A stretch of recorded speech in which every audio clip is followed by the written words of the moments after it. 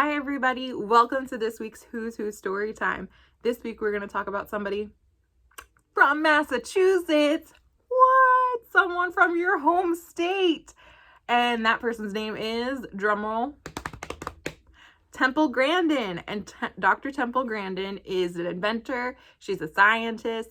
She is an artist. She is an advocate for the humane treatment of animals. And she currently works at the Colorado State University as a professor in agriculture, ranching, and animal sciences. She is also on the autism spectrum, and she was one of the first people in the 1980s to come out and talk about her own experiences with autism. And now she's a spokesperson for autism. She helped people in both the autism community and the neurotypical community better understand what people with autism feel. And even as she was speaking about it over the years in the 1980s and the 1990s and the 2000s, she realized that her experiences aren't universal, that it's a spectrum of disorders, that people experience things in different ways. And one of the ways she experienced autism as a child was she was very, very sensitive to sounds and touch. And so the book we're reading today about Temple Grandin is about that, is about touch. And it is called How to Build a Hug, Temple Grandin and Her Amazing Squeeze Machine. It was written by Amy Guglielmo and Jacqueline Torville, and it was illustrated by Giselle Potter. Okay, so let's read How to Build a Hug.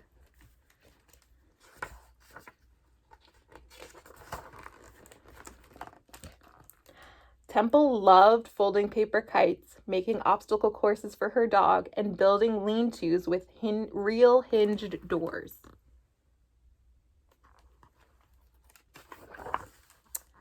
Temple did not like scratchy socks, whistling tea kettles, bright lights, or smelly perfumes. And Temple really didn't like hugs. When other kids looked sad, lonely, or scared, Temple could see that hugs cheered them up. If people were grateful or really happy, they passed out hugs like cookies. And holding your arms out wide usually meant you wanted a great big hug. Temple wanted to be held too. But to her, hugs felt like being stuffed inside the scratchiest sock in the world. If anyone tried to give her a hug, she'd kick and scream and pull away.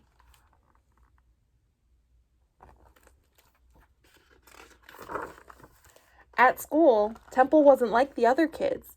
No one understood that when the classroom fan whirred, Temple imagined a dentist's drill. That to her, the voices in the loud, stinky cafeteria roared like a jet engine, and the school bell clanged like a woodpecker knocking on her head. To escape the noisy images, Temple fled to the playground swings.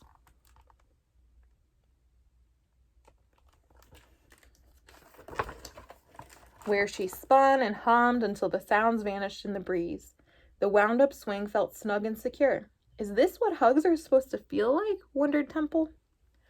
Temple wanted a real hug, but even when she was safe at home, when her mom leaned down to give her a squeeze, all she saw was a tidal wave of dentist drills, sandpaper, and awful cologne coming at her all at once.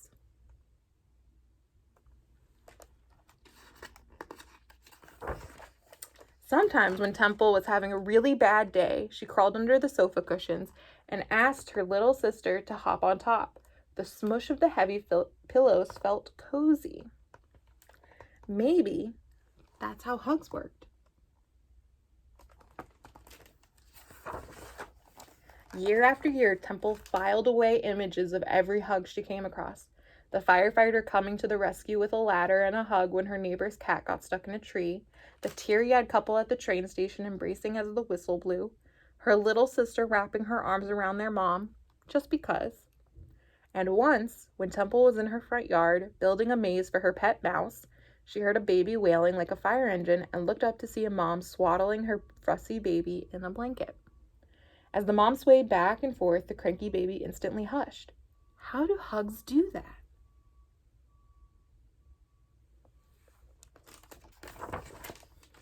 When she got older, Temple attended a special boarding school that gave kids like her a chance to grow. Temple made friends, excelled in art and science, won ribbons for her excellent horseback riding, and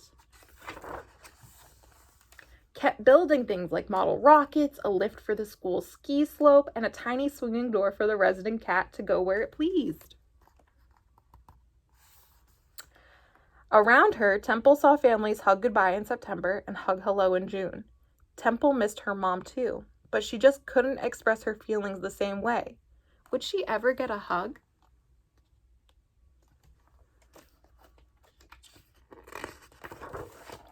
At the end of the school year, Temple was invited to spend the summer at her aunt's ranch in Arizona.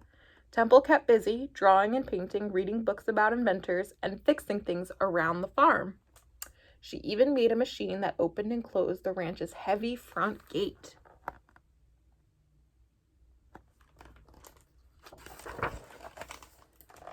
In the yard, Temple trotted the horses and fed the baby goats, letting them push up against her hands as they nuzzled her 4 bottles of milk. She watched newborn calves take their first wobbly steps and noticed how they flinched when tickled by flies, just like she did when people tried to touch her.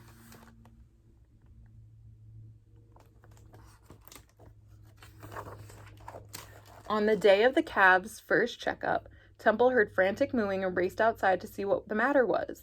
A ranch hand was leading a skittish young cow into a mysterious device.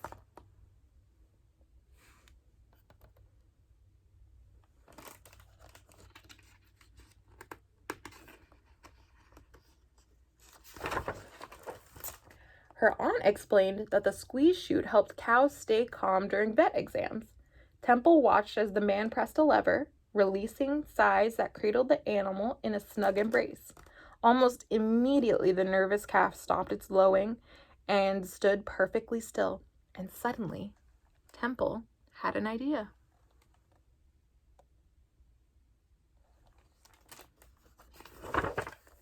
She ran to the barn and quickly sketched a plan. She took measurements and sawed planks. She found a spool of wire, a rusty pulley, a length of string, and some cushions from an old chair.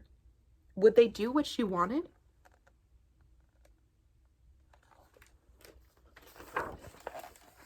Temple called for her aunt to come see.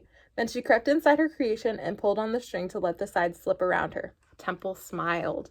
The loud noises disappeared, the air smelled fresh, and the bright sunshine felt wonderful.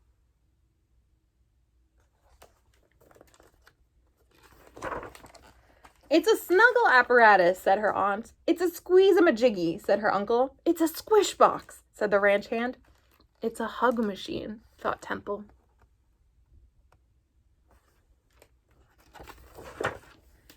Temple brought her invention back home at the end of summer. Every time she felt nervous or scared, she slid inside for a cuddle. But after a while, she began to use the machine less and less, and then almost not at all. Then one day, her machine broke, and she knew that only one thing could cheer her up. Can you guess what that one thing is? A hug.